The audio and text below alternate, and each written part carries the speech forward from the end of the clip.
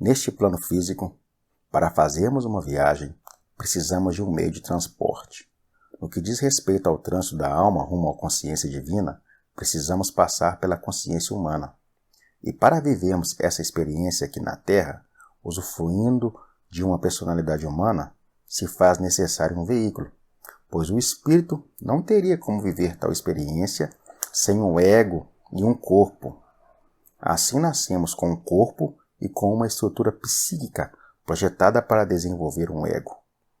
Ego e corpo formam um veículo, um instrumento projetado para que o espírito possa viver esta experiência material. A alma é a porção individual do espírito, que se manifesta através desse veículo. Ela é a ponte entre os planos material e espiritual. A alma acompanha o ser em toda a sua jornada evolutiva, por meio dos ciclos de mortes e renascimentos, e deixa de existir quando a consciência individual se expande e se funde na consciência cósmica. Esta é a forma que a consciência encontra para se expandir através do ser humano no plano material. Assim como uma planta nasce e cresce a partir de uma semente, a consciência cósmica se manifesta e se expande através de uma consciência individual. Nesse sentido, o ego é como uma semente que é plantada na terra com o objetivo de se desenvolver, amadurecer e gerar frutos. Essa semente traz consigo um potencial divino que irá se expressar de maneira particular por meio de cada um de nós. Existem muitas definições para a palavra ego. Aqui me refiro a ela como um princípio da individuação, ou ainda como o princípio da ideia de eu. Apesar de ter uma função muito importante no projeto divino de expansão da consciência, cuja meta, em última instância, é restabelecer o estado de unidade, o ego também representa o nascimento de um senso de separação, ou seja, é o princípio da ideia de que somos separados uns dos outros. Por termos um corpo, uma forma, a mente cria essa ilusão de separação. De fato, no nível físico, que é o nível das aparências, nós estamos separados. Mas no nível do espírito somos apenas um. Entretanto, essa ilusão faz parte do jogo divino aqui na Terra e está a serviço da expansão da consciência. Ela é o que na cosmovisão hindu é chamado de Mahamaya, a grande ilusão. Ao mesmo tempo em que encobre a nossa visão com o véu da dualidade, eu, você, Mahamaya é também a nossa grande professora. Através dela, aprendemos aquilo que precisamos aprender e aos poucos vamos começando a enxergar além dela. Mahamaya é uma distorção da realidade que pode tomar muitas formas, entre elas o egoísmo, a doença do ego. Quando nos permitimos contemplar e nos deixar envolver pela beleza da vida, observando os fenômenos da natureza, percebemos que tudo é fantástico e que certamente a vida vai muito além dessa realidade cotidiana que captamos através dos nossos olhos físicos. Você já se perguntou como é possível frutos e flores dos mais diversos tamanhos, cores, fragrâncias e sabores simplesmente brotarem das árvores? Isso é fantástico! Mesmo sabendo como a natureza funciona, se puder observar esses fenômenos com mais profundidade, imediatamente você perceberá quão extraordinária ela é. A semente é um exemplo disso. De um pequeno grão nasce uma majestosa árvore. A semente contém em si uma porção mínima, um quanto de uma essência que é impressa em um código genético. Nesse código estão as informações sobre o seu potencial máximo, que é também aquilo que ela vai realizar quando for plantada na terra. E o seu potencial máximo são os frutos que ela vai dar. Da mesma maneira, nós, seres humanos, trazemos uma porção da consciência divina que deseja se expandir e se expressar através de nós. Também trazemos um código, um programa, algo a ser realizado. Esse programa é o propósito da alma. Nós viemos para este mundo justamente para realizar esse propósito, que também costumo chamar de visão. uma visão a ser compartilhada com o mundo. O propósito se manifesta de forma muito particular em cada um de nós. Cada alma individual chega aqui com um programa específico a ser realizado. E esse programa ou propósito individual está alinhado com o propósito maior da vida. Estou me referindo ao que, na sabedoria milenar do Yoga, é conhecido como Dharma, a lei universal que rege a vida e une todos os seres em torno do mesmo propósito. Em última instância, o Dharma, ou propósito maior da humanidade, é a expansão da consciência, mas costumo dizer que é o despertar do amor, pois a consciência se expande através dele. Saber qual é o propósito é saber o que viemos fazer aqui. E o que viemos fazer aqui está intimamente relacionado àquilo que somos em essência, ou seja, o programa individual da alma está relacionado à consciência do ser. Assim como a laranjeira só pode dar laranjas, o ser humano só pode dar um tipo de fruto, o amor, pois o amor é a sua essência. Entretanto, o amor é um fruto que pode se manifestar de infinitas formas. Cada alma traz consigo dons e talentos que são a maneira única por meio da qual o amor se expressa através de nós. Ao mesmo tempo em que cada alma traz consigo dons e talentos, que são suas virtudes e potencialidades a serem desenvolvidas, ela traz também desafios que servirão para o seu crescimento. Certos desafios são partes do próprio programa da alma e encontram-se impressos no DNA, como as doenças genéticas e determinadas limitações físicas. Outros serão gerados a partir das escolhas que a alma fizer no decorrer da encarnação.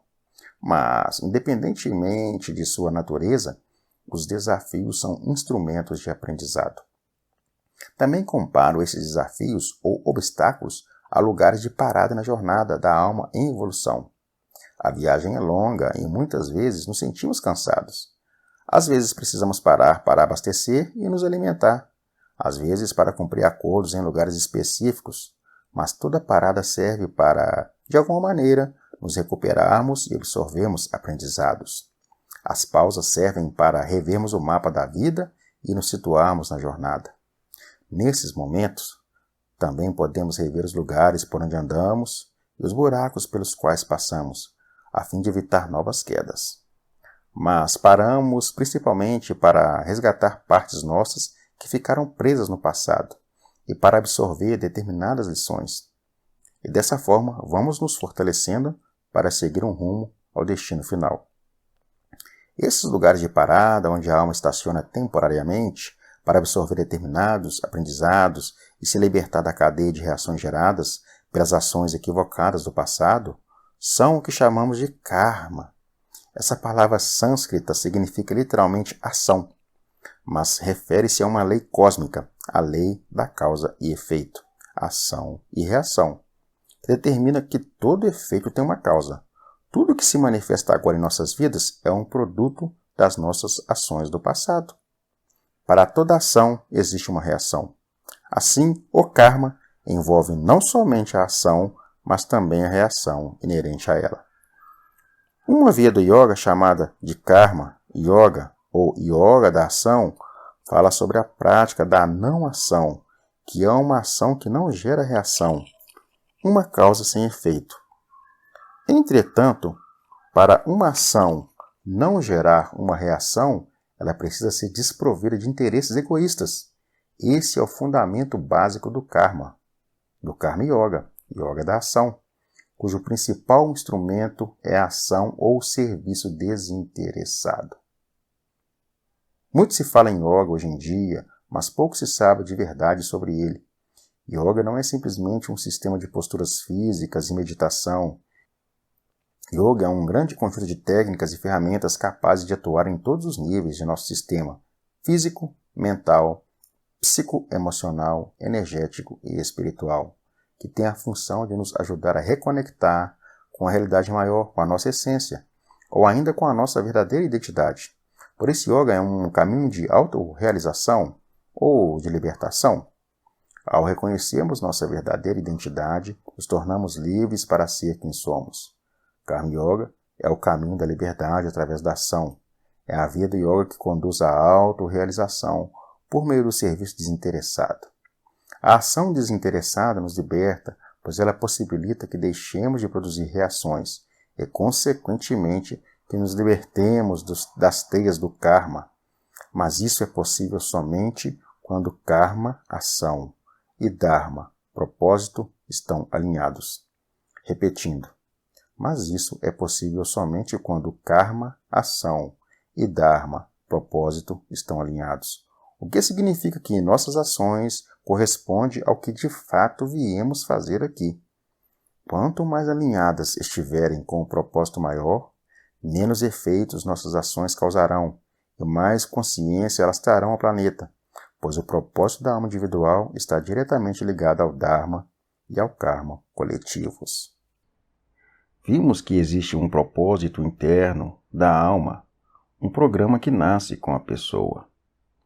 Mas também existe um outro propósito, que é externo, um programa que é formado no decorrer da vida, juntamente com o desenvolvimento do ego e através do contato com a sociedade. Esse programa, que é elaborado com base em influências externas, é o que chamaria aqui de programa do ego. O programa do ego, além de depender de fatores externos, também vai depender do karma, pois é ele que determina as condições nas quais a criança chega neste plano. Dependendo das condições sociais, do nível de conhecimento e do desenvolvimento espiritual da família, a criança poderá aprender determinadas lições, desenvolver determinadas habilidades e consolidar valores e virtudes da alma. Ao mesmo tempo, ela poderá sofrer traumas e criar imagens, cenários psicológicos fixos ou congelados, e crenças limitantes que farão parte dessa programação. O propósito do ego, ou o propósito externo, é como a casca de uma fruta, que é uma camada superficial que encobre o verdadeiro programa da alma. A casca, no entanto, também tem uma função. Ela serve como uma proteção para que o ego possa se desenvolver e construir o que for necessário para a sua experiência. Mas chega um momento em que essa camada externa precisa ser retirada para que o verdadeiro propósito possa se manifestar plenamente. Da mesma forma que precisamos retirar a casca da fruta para saboreá-la, esse programa externo precisa ser removido para que o programa interno se revele. A entidade humana chega a este plano livre, amando e confiando. Ao nascer, a criança ainda tem uma lembrança de quem ela é e do que veio fazer aqui. Mas com o passar do tempo, através do contato com o mundo, ela vai cedendo a influências externas, adquirindo crenças e reprimindo sua expressão natural. Como sabemos, a fundação da personalidade acontece nos primeiros 7 anos de vida. Algumas aquisições ocorrem depois, nos próximos 7 anos. Mas a fundação é feita nos 7 primeiros anos. E as crenças instaladas nesse período irão permear toda a vida da pessoa. Então, logo cedo a criança começa a sentir-se carente e insegura. Ela começa a sentir ciúme, raiva e inveja. E isso não acontece por acaso. Ela aprende isso com aqueles que estão ao seu redor, prioritariamente com os pais, mas também com os educadores e demais familiares próximos. Essas pessoas participam do processo de desenvolvimento da personalidade daquela alma. E por ignorância, acabam transferindo para a criança suas misérias e carências. Com isso, é estabelecido um círculo vicioso no qual a ignorância procria ignorância. Quando a criança começa a frequentar a escola e inicia uma vida social, ela recebe novos inputs, além dos que chegam através dos pais e familiares. sobre aquilo que supostamente é certo ou errado. Recebe também inputs sobre aquilo que ela deveria ser e fazer na vida, o que em geral não é o que ela gostaria de ser e fazer. Novos limites e regras são impostos, novas ideias, preconceitos, opiniões, crenças são transmitidas a ela. É verdade que, para o seu próprio bem, o jovem precisa de limites e regras, mas ninguém ensina que determinadas regras precisarão ser abandonadas, pois elas devem estar a serviço do desenvolvimento da consciência e não o contrário. Todo ser humano traz consigo uma visão em prol do desenvolvimento sustentável do planeta. Ele traz uma sabedoria, um poder, mas normalmente, devido a essas influências externas, sua visão vai sendo esquecida e seu poder vai sendo contido. Na medida em que seu poder é contido, isso se volta contra ele. Forças contrárias ao seu propósito são criadas. O programa da alma impele a pessoa a se mover numa direção, mas a mente, condicionada por fatores externos, faz com que ela siga em outra direção. Essa contradição gera sofrimento. Podemos, de forma sintética, dizer que estamos aqui para realizar um trânsito do estado de esquecimento para o estado de lembrança. Lembrança de quem somos e do que viemos fazer aqui.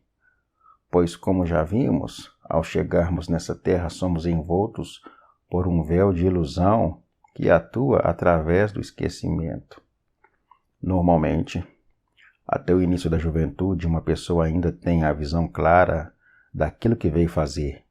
Carrega um forte anseio, traz consigo sonhos que são expressos do seu propósito, mas aos poucos vai se esquecendo e acreditando nas vozes externas que insistem em dizer que esse sonho é impossível de ser realizado, que esse caminho não é bom ou ainda que a pessoa não tem capacidade para isso. Aos poucos, ela vai cedendo a essas vozes, até que desiste e se esquece completamente dos seus sonhos e passa a sonhar o sonho dos outros.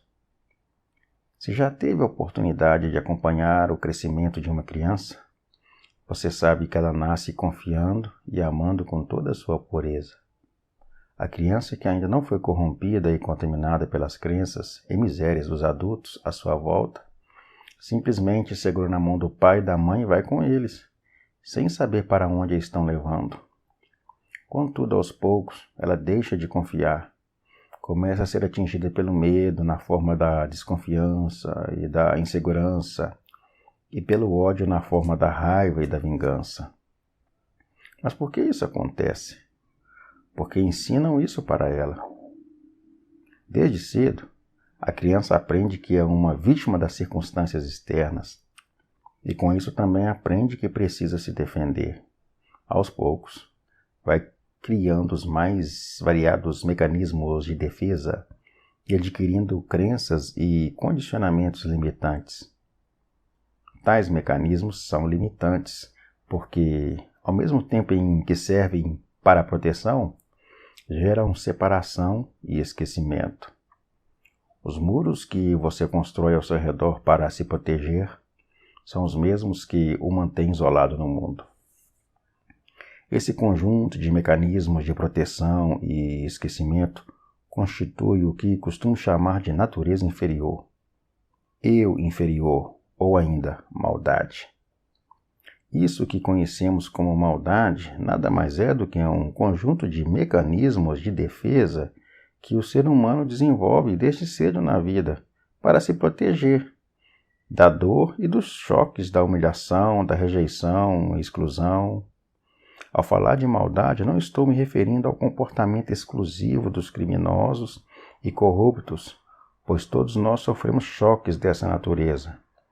Portanto, todos nós carregamos um tanto de maldade. E quanto mais maldade uma pessoa manifesta, mais dor ela carrega no seu sistema. Obviamente, a educação tem um papel fundamental na formação da personalidade infantil e também no processo de expansão da consciência. Através da educação é possível facilitar ou dificultar esse processo. Por isso precisamos dar a devida importância para esse tema. Na minha visão, somente através da educação nós poderemos fomentar a transformação necessária para salvar nosso planeta, que se encontra em processo de degradação. Mas, para que uma mudança significativa aconteça no mundo, precisamos realizar uma grande reforma na educação, e essa reforma começa por nós, adultos. O processo de educação das nossas crianças deve começar através da reeducação do nosso eu inferior. Somente assim teremos de fato algo para dar. Caso contrário, isso que chamamos de educação continuará sendo somente uma reação ao passado, somente uma projeção das nossas dores infantis. Projetamos nossas mazelas nas crianças e queremos fazer delas aquilo que acreditamos ser o melhor. Mas nem sempre temos razão quanto ao que é melhor, justamente porque trata-se de uma crença, ou seja, de uma imagem rígida a respeito de algo. A crença é construída a partir de situações negativas do passado. Isso significa que algo deu errado, alguma coisa te machucou. Então você passou a acreditar que a vida é sempre assim. Trata-se de uma generalização. Portanto, temos um grande desafio pela frente. Precisamos curar nossas mazelas para que possamos educar nossos filhos adequadamente. Porque, se continuarmos agindo com base nos nossos traumas do passado, permaneceremos sabotando o desenvolvimento das nossas crianças e desviando-as do seu caminho natural, do seu propósito de vida. Isso será possível somente se estivermos dispostos a assumir nossa responsabilidade e a conhecer nós mesmos. Porque na medida em que nos conhecemos, vamos nos libertando de nossas crenças limitantes, da ideia de que somos vítimas e nos tornamos capazes de apoiar o desenvolvimento sustentável da personalidade infantil, o que implica em não projetar nossas misérias nas crianças e dar força para que sua visão e sua sabedoria sejam reveladas para o mundo. Precisamos abrir mão da necessidade de ter nossas expectativas e carências supridas através de nossos filhos, pois essa é a raiz do problema. Sei que não é uma tarefa fácil, pois é muito difícil não repetir padrões e não impor pontos de vista para a criança. Não conhecendo a si mesmo e não tendo consciência das suas próprias carências e limitações, inevitavelmente você vai querer formatar a criança de acordo com as suas expectativas. Se você foi muito machucado, desapoderado e humilhado, é muito provável que, estando numa posição de poder e autoridade perante a criança, você se perca e queira abusar desse falso poder. Dessa maneira, você acaba reeditando o seu passado no momento presente, o que significa que você repete a sua história através da criança e transmite para ela as suas misérias.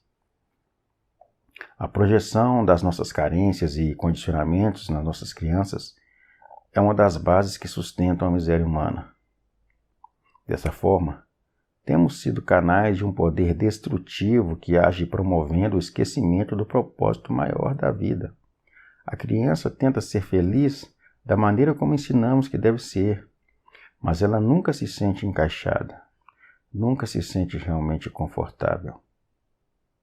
Desde cedo, a criança é tomada pelo esquecimento e passa a carregar um vazio existencial do qual, até certo estágio, não tem consciência. Perdida no esquecimento, ela acredita que esse vazio, do qual inconscientemente está sempre tentando fugir, esse vazio, ela acredita, será preenchido com algo que está fora dela. Crê que a sua felicidade depende de circunstâncias externas, ou seja, de outras pessoas ou de bens materiais. Assim acaba desenvolvendo a crença de que a felicidade pode ser comprada. Acredita que se tiver bastante dinheiro, além de comprar tudo o que deseja, poderá dominar o outro e fazer com que ele faça e dê aquilo que ela espera. Nosso sistema educacional está baseado nisto: ensinar a criança a ganhar dinheiro e a ter poder, justamente porque na fundação da nossa sociedade existe essa crença de que dinheiro é sinônimo de infelicidade. Nada pode ser mais ilusório do que isso. E é por causa dessa grande ilusão que a depressão se tornou a doença do século e que nos tornamos dependentes de remédios para dormir e atenuar a ansiedade. Estamos criando uma humanidade dependente de terapia. E mesmo com terapia, não há garantia de que resolveremos o problema. Tem gente que faz terapia a vida inteira e continua igual. Muitos conseguem viver melhor, se aceitar mais e dar alguns passos no caminho do autoconhecimento. Mas só através da espiritualidade é possível romper com esse círculo vicioso. Processos terapêuticos só podem trazer resultados positivos no que diz respeito à cura das nossas raízes, onde a doença está instalada, se puderem abordar e tratar o ser humano como um todo, incluindo sua dimensão espiritual. Esse cenário precisa ser modificado. Caso contrário, seguiremos procriando miséria. Cabe a nós adultos nos libertarmos dessas crenças limitantes e iniciarmos a busca da felicidade no lugar certo. Onde? Dentro de nós. Esse é o único lugar em que a felicidade perene pode ser encontrada.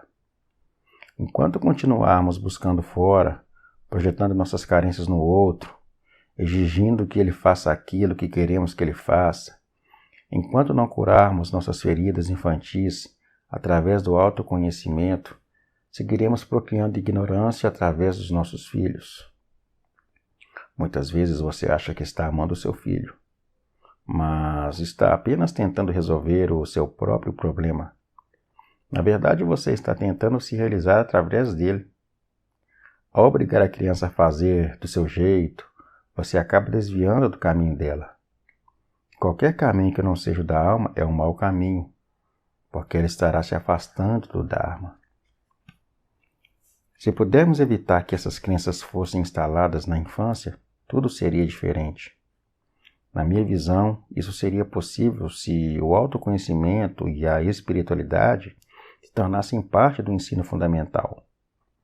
Enquanto adultos conscientes, o nosso trabalho é resgatar a inocência perdida, a espontaneidade e a pureza da criança em nós, pois assim poderemos resgatar também a alegria e a leveza de viver. Mas enquanto isso não acontece, que possamos zelar para que as nossas crianças não percam a inocência e a espontaneidade. Esse é um projeto para séculos, mas precisamos começar agora. Precisamos fazer com que uma educação baseada em valores humanos e espirituais se torne política pública.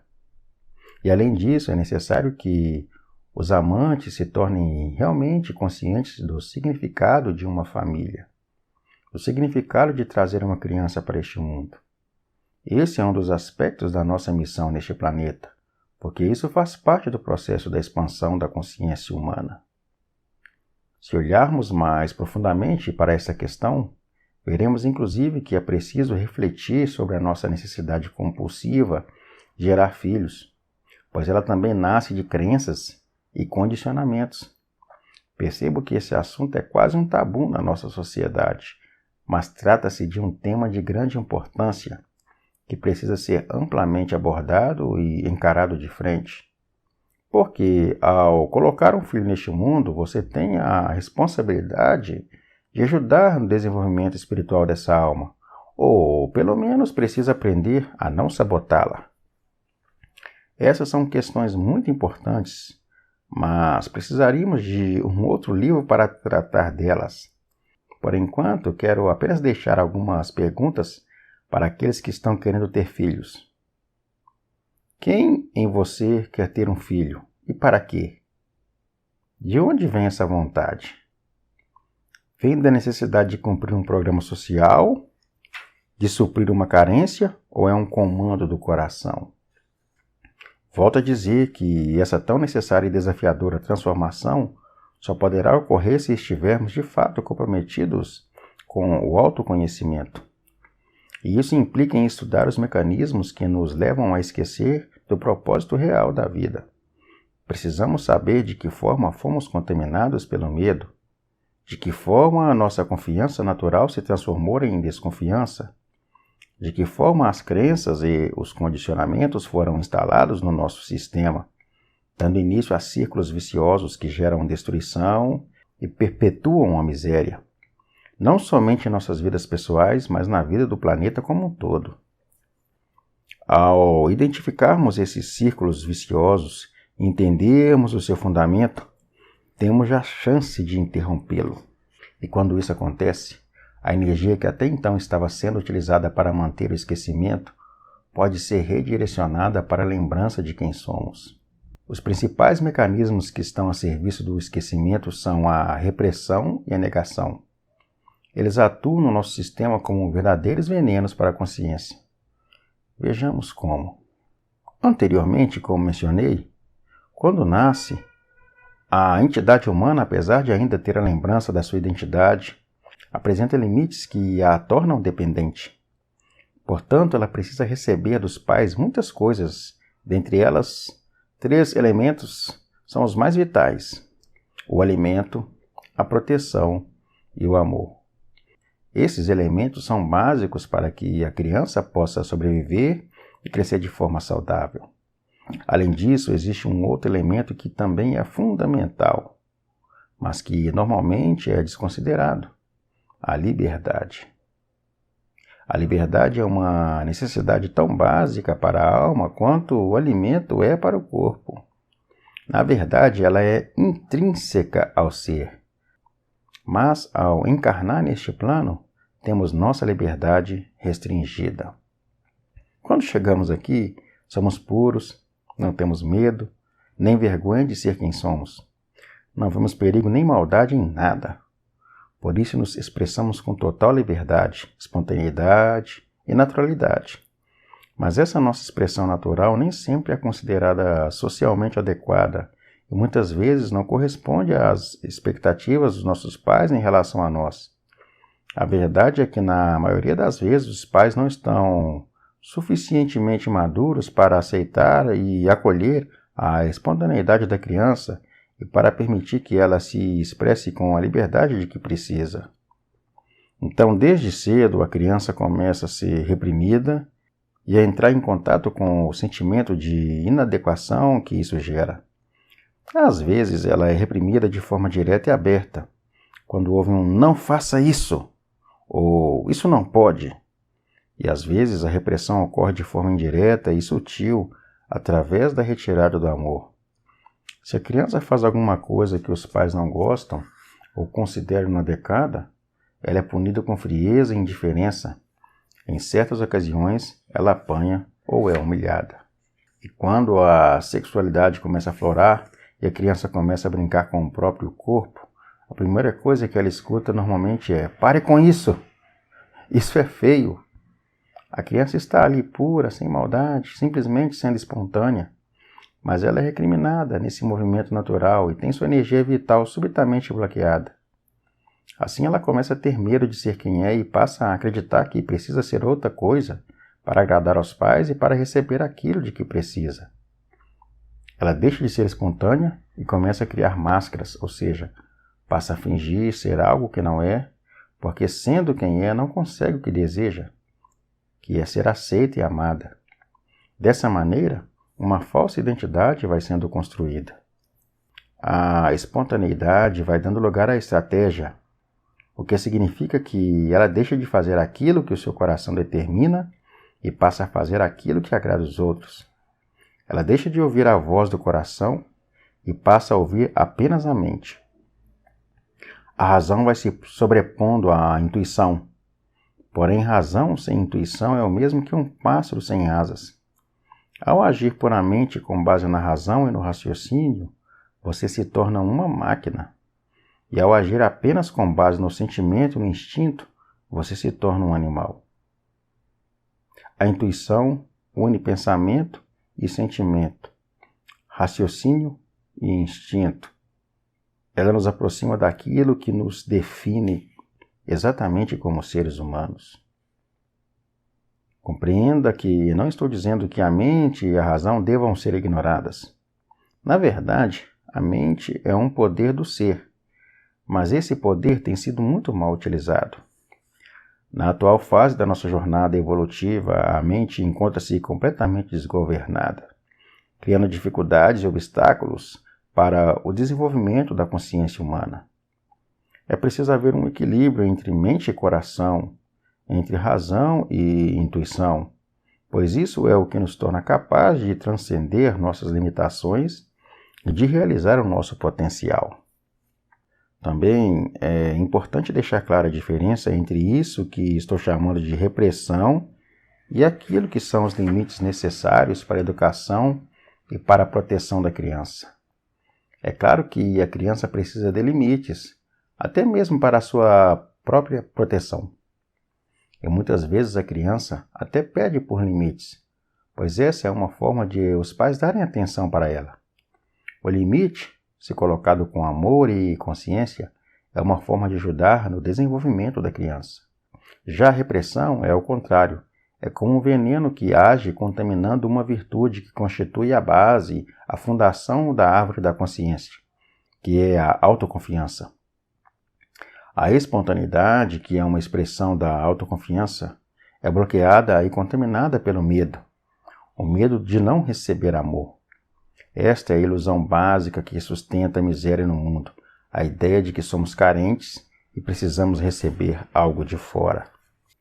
O distanciamento da nossa verdadeira identidade vai se tornando cada vez maior, até que chega um momento em que ocorre uma cisão. Perdemos a conexão com aquilo que somos e passamos a acreditar que somos a máscara. Esse rompimento é extremamente doloroso, é como se fôssemos cortados ao meio ou um buraco se abrisse dentro de nós. Daí nasce o grande vazio interno que acompanha o ser humano em toda a sua existência. E para conseguirmos lidar com essa dor brutal, acionamos o mecanismo da negação. Assim como aliviamos a dor das feridas físicas com analgésicos, amenizamos as feridas emocionais através da negação. A negação é como um anestésico psicoemocional que pode agir por tempo indeterminado. Trata-se de um mecanismo que tem o poder de jogar para os porões do inconsciente todos os sentimentos negativos, todo o conteúdo interno que não queremos ver e sentir. Dessa forma, escondemos dos outros e de nós mesmos aquilo que não aceitamos e com o que não queremos entrar em contato. Essa é a forma que encontramos para nos proteger e não mais entrar em contato com a realidade de que fomos reprimidos e machucados.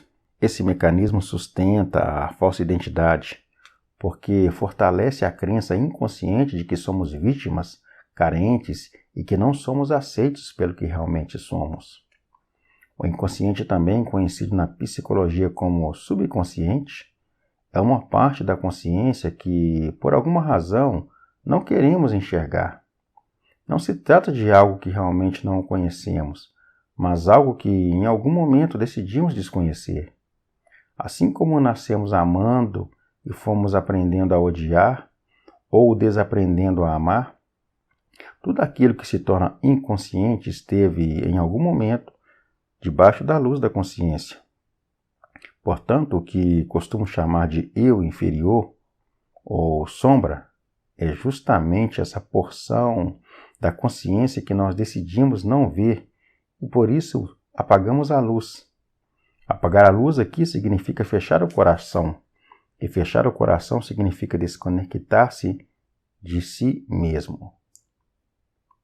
Essa desconexão gerada pela cisão com a verdadeira identidade gera a ilusão de que somos separados da fonte da vida.